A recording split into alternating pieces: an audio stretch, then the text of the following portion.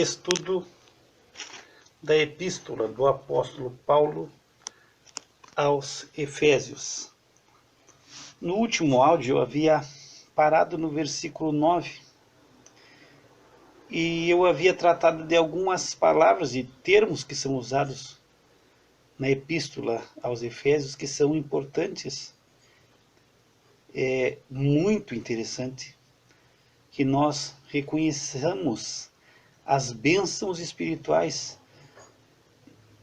com as quais nós fomos abençoados, e são bênçãos grandíssimas. O apóstolo Pedro, ele faz menção na sua epístola sobre essas promessas, essas bênçãos espirituais. Se tu pegar a segunda epístola de Pedro, ele diz no versículo 4 do capítulo 1, ele diz: pelas quais ele nos tem dado grandíssimas e preciosas promessas, para que por elas fiqueis participantes da natureza divina, havendo escapado da corrupção que pela concupiscência há no mundo. Então o apóstolo Pedro, ele comenta sobre isso. Se tu pegar o versículo 13 e 4 do capítulo 1 da segunda epístola, tu vai ver que ele fala sobre esse poder de Deus que nos dá tudo. Ele nos entrega todas as coisas, e Pedro usa a expressão vida e piedade, que ele nos deu tudo. Então ele está usando praticamente a mensagem, utilizando outras palavras, mas a mesma mensagem do apóstolo Paulo. Essas promessas, essas grandíssimas e preciosas promessas que Deus nos deu e que nos fazem participantes da natureza divina. É disso que Pedro está falando, e é dessas coisas que nós estamos discorrendo na epístola aos Efésios. Então nós tivemos aqui no versículo 7 a redenção, que é o resgate, que é tirar da praça de escravos, que é redimir, resgatar, é pagar um preço e tirar da escravidão. Então ele nos redimiu, ele nos tirou da escravidão, resgatou a nossa vida, mas ele resgata a nossa vida pelo seu próprio sangue. E aí ele dá a remissão, que é outro termo interessante do cristianismo. Remissão é o perdão. Então existe o perdão das nossas ofensas. Deus é ofendido. Nós, com as nossas atitudes, com o nosso pecado, nós ofendemos a Deus na sua santidade. E através de Cristo, da sua obra na cruz, ele nos dá o resgate e nos traz o perdão das nossas ofensas, e tudo através do seu sangue. E aqui diz que é pelo sangue, segundo as riquezas da sua graça. E aí entra sempre, é importante nós levarmos em conta esse termo graça, que é favor imerecido. É nos dar aquilo que nós não merecemos. Isso é graça. Enquanto misericórdia é não receber o que merece, ou o que se merece, graça é receber o que não se merece. E no 8 diz que ele fez abundar para conosco. E eu havia comentado onde o apóstolo Paulo havia escrito que onde abundou o pecado, superabundou a graça, e foi em toda a sabedoria e em toda a prudência. No versículo 9 diz: descobrindo-nos o mistério da sua vontade, segundo o seu beneplácito, que propusera em si mesmo, de tornar a congregar em Cristo todas as coisas, na dispensação da plenitude dos tempos, tanto as que estão nos céus, como as que estão na terra. Então, outro termo bastante importante que nós vamos encontrar no livro de Efésios é mistério. Várias vezes, quem sabe 4, 5 vezes nós vamos encontrar a palavra mistério. E mistério é algo que se desconhece. É um mistério. Às vezes nós somos testemunhas de um fato, de algo que aconteceu e que nós não conseguimos explicar. Nós vimos com os nossos olhos, mas nós não entendemos, e aí nós podemos dizer que é um mistério.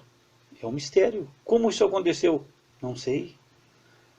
Eu sei que aconteceu, mas para mim é um mistério, e mistério é algo que nós não compreendemos, que nós não entendemos. E aqui o apóstolo Paulo, ele vai dizer que ele nos fez conhecer, ele nos dá a conhecer o mistério. Então ele descobre, ele revela algo que nós não compreendíamos, referente à sua vontade.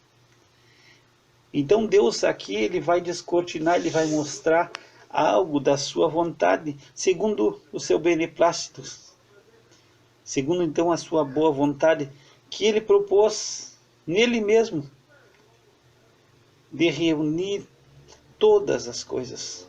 Então ele torna a congregar, ele torna a reunir tudo em Cristo, e ele vai fazer de Cristo o centro de todas as coisas. Então, esse é o desejo de Deus.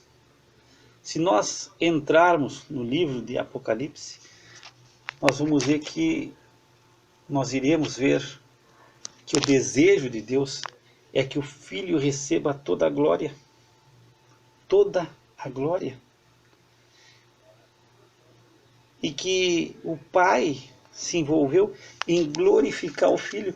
E é bastante interessante que também o Espírito Santo, ele está nesse envolvimento de também glorificar o Filho.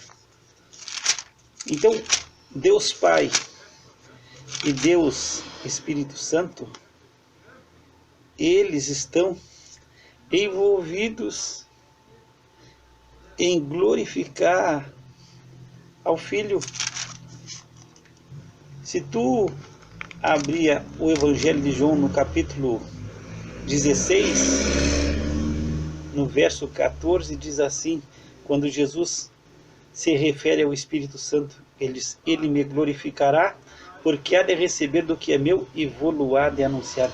Então, o Espírito Santo, ele se encontra no ministério na terra de convencer o mundo do pecado, da justiça e do juízo, de nos dirigir em toda a verdade.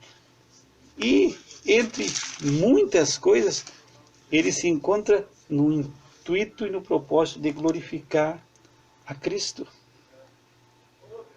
Então o Espírito Santo, ele não está se glorificando a si mesmo, mas ele se empenha no seu ministério de trazer glória ao nome do Senhor Jesus Cristo. E a vontade de Deus, desde o princípio, que ele se propôs em si mesmo, é de congregar, de reunir todas as coisas, quer dizer, tudo que existe está congregado em Cristo, reunir todas as coisas. E quando ele fala todas as coisas, não são somente as coisas que estão na terra, mas também as coisas que estão nos céus. Jesus é o nome sobre todo nome. É o nome em que todos vão se dobrar e vão confessar que ele é o Senhor. Então o universo inteiro vai ter que se dobrar aos pés do nosso amado Senhor Jesus Cristo. Aqui tem outro termo interessante, fala na dispensação da plenitude dos tempos. Então, nós encontramos essa palavra no livro de Gálatas 4, no capítulo 4. E diz assim no versículo 4: Mas vindo a plenitude dos tempos, Deus enviou seu Filho, nascido de mulher, nascido sob a lei, para remir os que estavam debaixo da lei, a fim de recebermos a adoção de filhos. Então, vindo a plenitude dos tempos, chegou o tempo pleno, o tempo exato em que Deus ele envia o seu Filho ao mundo. E é nessa dispensação da plenitude dos tempos que Deus mostra o seu desejo de congregar, de reunir todas as coisas. Tudo está reunido em Cristo.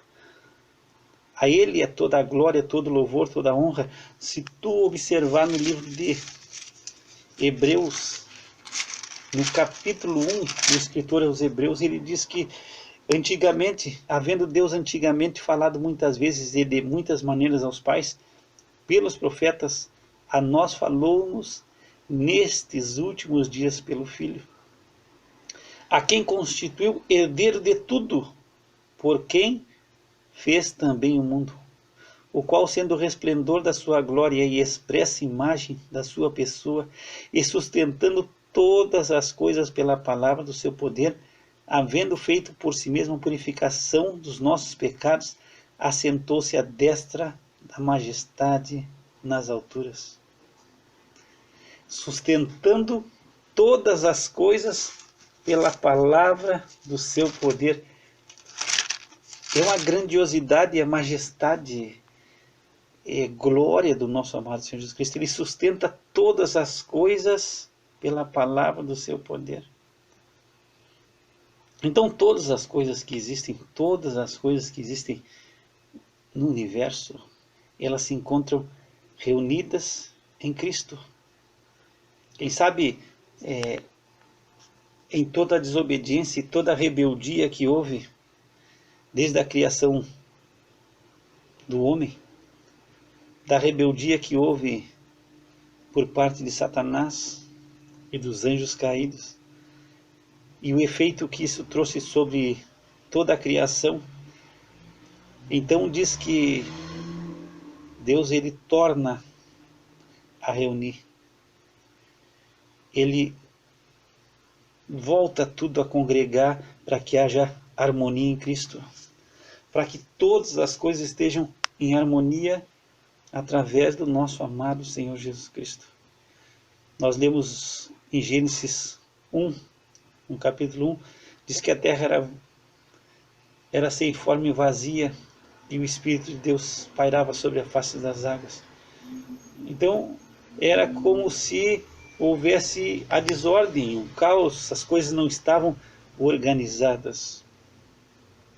Por algum fato, por alguma coisa que nós desconhecemos, por um mistério, mas o Pai torna a congregar tudo em Cristo. Ele é digno. No capítulo 5 do livro de Apocalipse, tu vê que ele é o único em todo o universo digno de abrir o livro e desatar os seus selos. No versículo 11, diz: Nele digo, em quem também fomos feitos herança, havendo sido predestinados conforme o propósito daquele que faz todas as coisas, segundo o conselho da sua vontade, com o fim de sermos para louvor da sua glória, nós, os que primeiro esperamos em Cristo.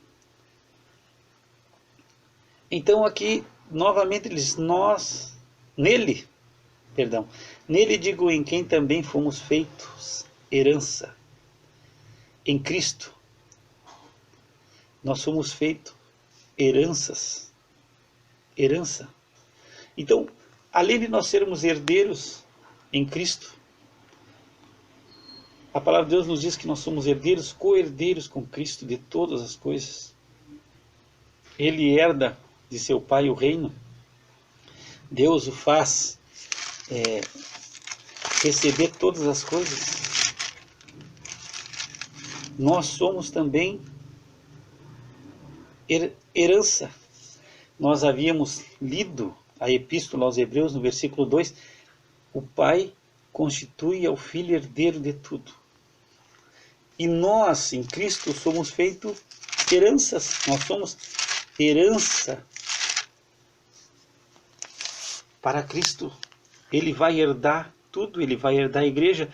Só que aqui é algo interessante, porque ao mesmo passo, ou ao mesmo tempo que nós somos herança em Cristo, nós somos também herdeiros e co-herdeiros com Cristo.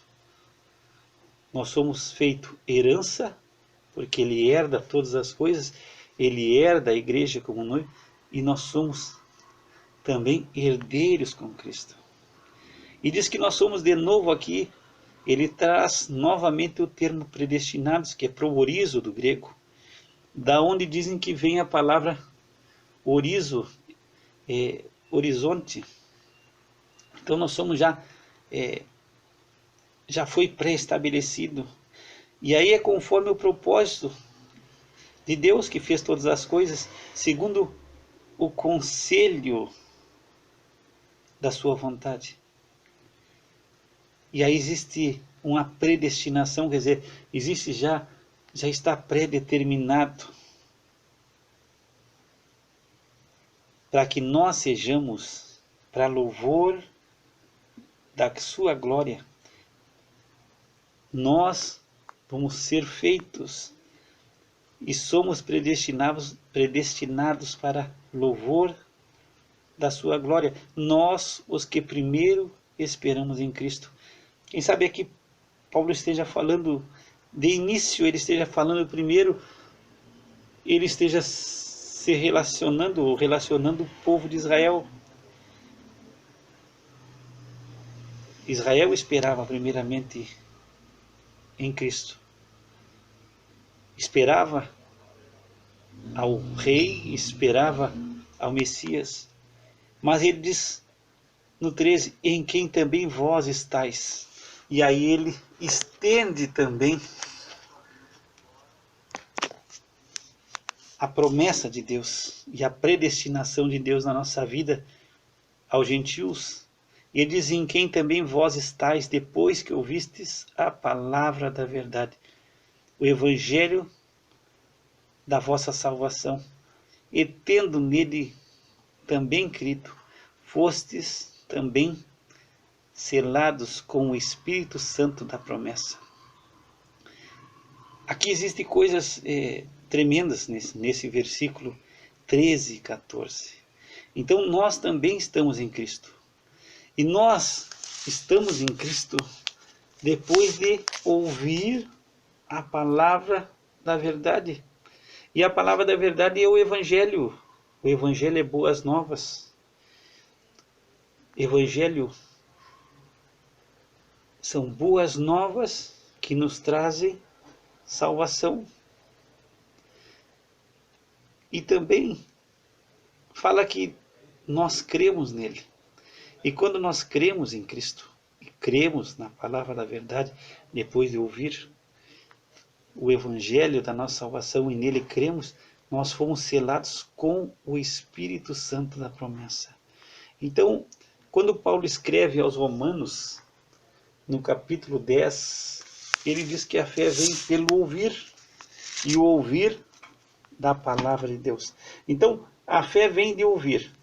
Quando nós ouvimos a palavra de Deus, que é a palavra da verdade, o Espírito Santo, ele desperta essa fé. Essa fé salvadora vem de Deus no nosso coração, nós cremos e nós somos selados com o Espírito Santo da promessa. Aqui é um termo interessante, porque nós não somos selados pelo Espírito Santo. Nós não somos selados pelo Espírito. Nós somos selados com o Espírito Santo. Então, o próprio Espírito Santo é um selo. E selo é garantia. É algo que nos dá possessão. É um sentido de pertencer. Nós somos selados, então nós pertencemos a Cristo. É como se fosse uma marca. Tu vai encontrar isso no livro de Apocalipse muitas vezes. No capítulo 7, tu vai ver que aqueles que são Deus, eles são selados, eles são marcados. O nome de Deus é colocado sobre eles. Então, nós somos selados, esse é a nossa marca de possessão. É como se nós fôssemos um termo marcados por Deus. E isso vai nos dar garantia e segurança. Somos selados com o Espírito Santo da promessa. Nós temos o selo do Espírito Santo na nossa vida. A tumba de Jesus, ela foi selada, se tu lembrar, os judeus, os principais sacerdotes, eles temiam que o corpo de Jesus fosse roubado à noite pelos discípulos. Então eles pediram que fosse selada a tumba de Jesus com o selo romano. Então aquele selo romano, ele é colocado no sepulcro e ele vai ser selado. E aquilo ali significa que ninguém maior do que o Império Romano poderia abrir aquele túmulo. Se tu pegar Mateus 27:66, diz: indo eles seguraram o sepulcro com a guarda, selando a pedra. Então, aquele selo era uma garantia romana de que ninguém poderia abrir. Estava selado, estava garantido. Quando Daniel ele é colocado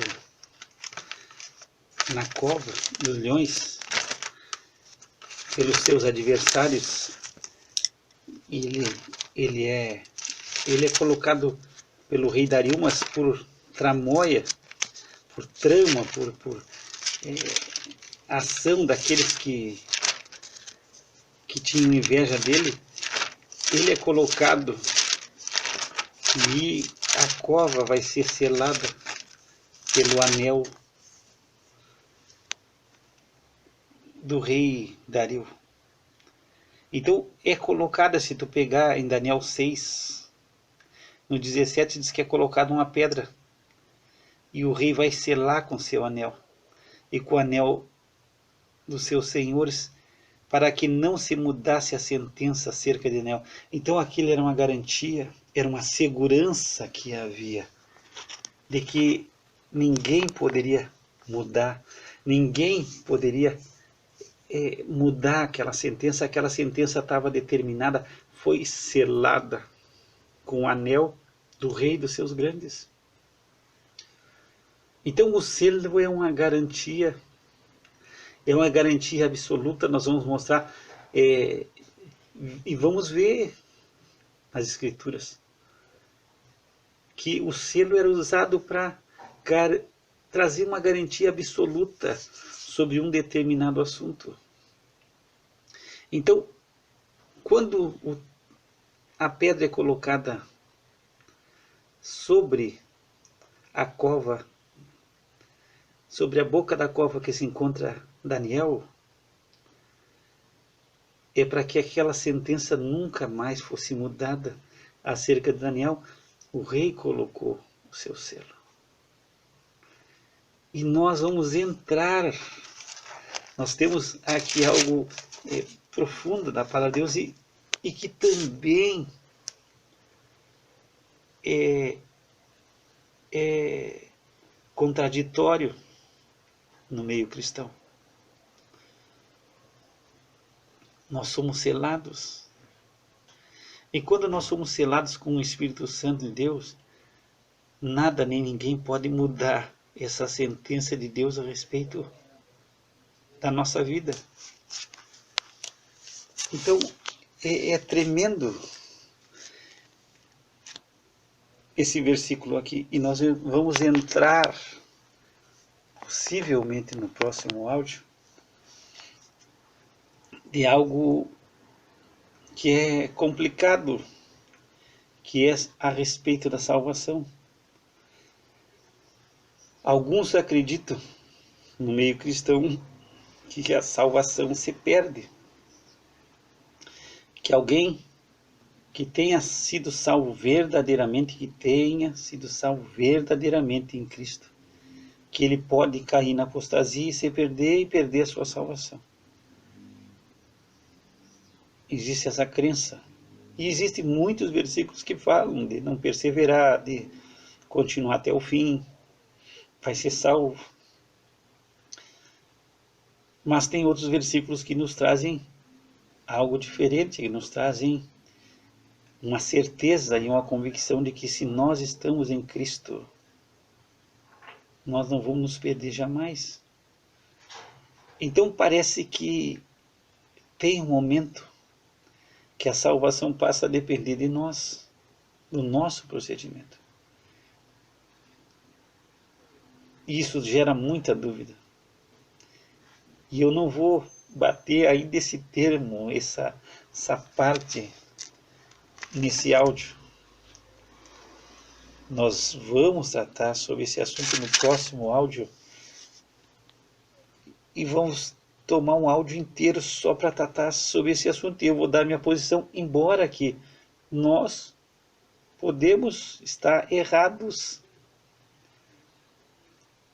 Nós estamos crescendo na fé e em Efésios nós vamos descobrir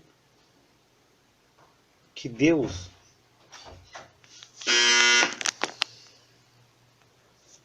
em algumas traduções, no versículo 14, diz que essa é a nossa garantia. É uma garantia que nós temos. Até que a redenção, o resgate da possessão adquirida, até que haja o resgate, até que ele nos tome totalmente para si. Então, são versões. O Espírito Santo é o Espírito Santo da promessa. Por que ele é o Espírito Santo da promessa? Porque quando Cristo ele vai subir ao céu e ele vai deixar os discípulos, ele promete que ele mandaria até nós um outro Consolador. E tu vai encontrar isso no Evangelho de João.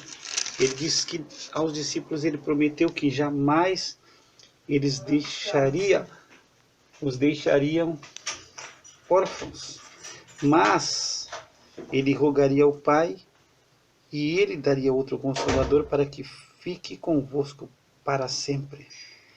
Então é interessante, tu vai encontrar em João 14, no verso 16, e eu rogarei ao Pai, e ele vos dará outro Consolador para que fique convosco para sempre.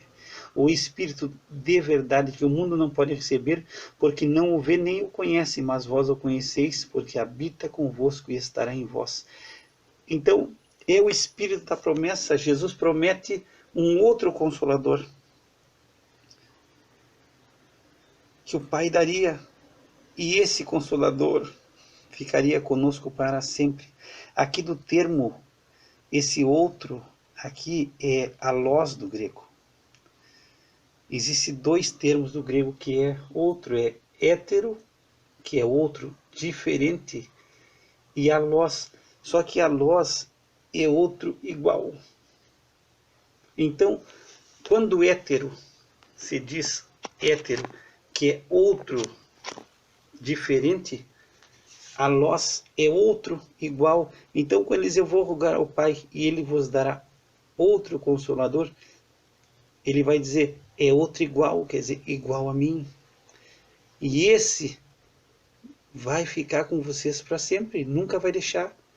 Esse é o paracleto do grego, é o que está do lado, é o advogado, aquele que é chamado para estar ao nosso lado sempre. Então esse é o Espírito da promessa, é aquele Espírito que foi prometido, que viria, que desceu sobre a igreja no dia de Pentecostes. Esse é o espírito da promessa. No próximo áudio, é um áudio bastante interessante. Vamos tratar sobre esse selo com o Espírito Santo, com essa garantia, com esse penhor que é nos dado. E vamos tratar se perdemos a salvação ou se não perdemos a salvação. Se uma vez salvos, salvos para sempre, ou ainda um cristão salvo, ele pode, vindo a cair em apostasia, abandonando, ele perderia a sua salvação. E esse áudio vai ser bastante interessante, como é interessante sermos predestinados para a salvação, ou eleitos para sermos salvos, ou eleitos para sermos perdidos. É interessante, e vamos tratar desse assunto no próximo áudio. Que o Senhor te abençoe e te guarde, que o Senhor faça resplandecer sobre ti o seu rosto e tenha misericórdia de ti, que o Senhor levante seu rosto sobre ti e te dê a paz. Graça e paz da parte de Deus nosso Pai e do Senhor Jesus Cristo. Pai, nós te damos graça pela tua palavra e pela grandiosidade e poder que há em Cristo Jesus, onde tu, Senhor, propôs, segundo a tua vontade, congregar todas as coisas em Cristo, tanto as que estão nos céus como as que estão na terra. E nós te damos glória em Cristo Jesus. Amém.